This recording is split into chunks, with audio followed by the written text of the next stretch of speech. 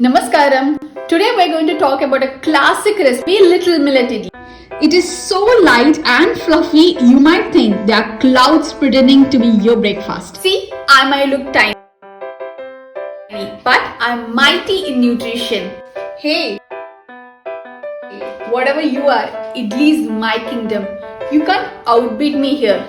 Oh, what an attitude. Let's see. Deal.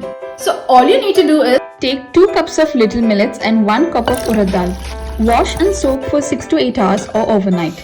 Now separately grind soaked urad dal and little millet to soft consistency. It's okay if it takes few extra seconds. Then mix both the batters really well and ferment overnight. Once fermented, add little water, require salt and mix thoroughly to desired consistency. You can check the batter consistency here.